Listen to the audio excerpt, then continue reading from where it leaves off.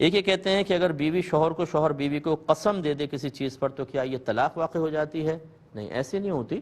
ہاں، اگر آپ یہ کہنا چاہتے ہیں کہ جیسے ہماری فقہی اصطلاح میں جو جیسے اللہ کی قسم کھاتے ہیں اسے یمین کہتے ہیں، یمین،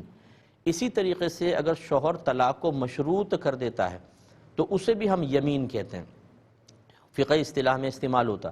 تو اگر آپ یہ کہنا چاہ رہے ہیں کہ شوہر بیوی کو یا بیوی شوہر کو مطلب کوئی مشروط طلاق کر دے تو یہ ہو جاتی ہے کہ نہیں،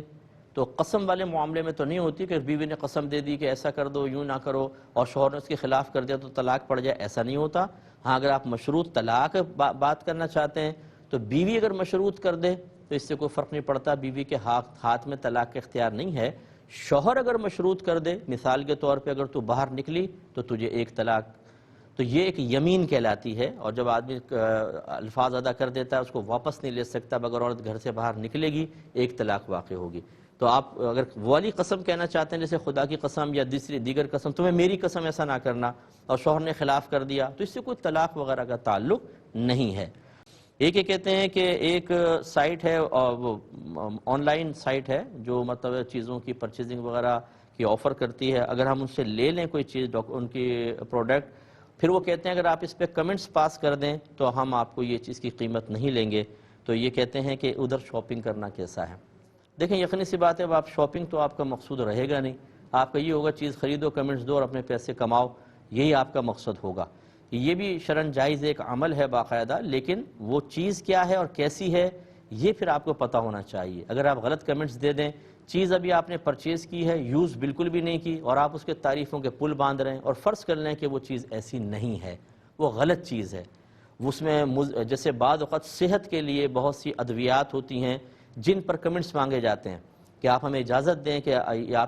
ہم آپ کے کمنٹس اس میں ڈالیں، آپ نے وہ چیز یوز نہیں کی، کچھ نہیں کیا، یا یوز کی لیکن کوئی فائدہ نہیں ہوا، لیکن اگر آپ کمنٹس ان کو دے دیتے ہیں تو وہ لگا کر دوسروں کو ترغیب دیتے ہیں کہ دیکھیں فلاں بھی ٹھیک ہوا، فلاں نے بھی استعمال کیا، فلاں نے بھی استعمال کیا، تو اس کا مطلب یہ ہوا کہ آپ یہ غلط چیز کے بارے میں آپ اپنے فائدے کے لیے غلط کمنٹس دے رہے ہیں۔ کتنے لوگ ان کمنٹس کو دیکھ کر بعض اوقات متاثر ہو کے چیز خریدیں گے، پھر ان کا پیسہ ضائع ہوگا، یا اس کے کوئی مضر سائیڈ ایفیکٹس اگر ہو گئے،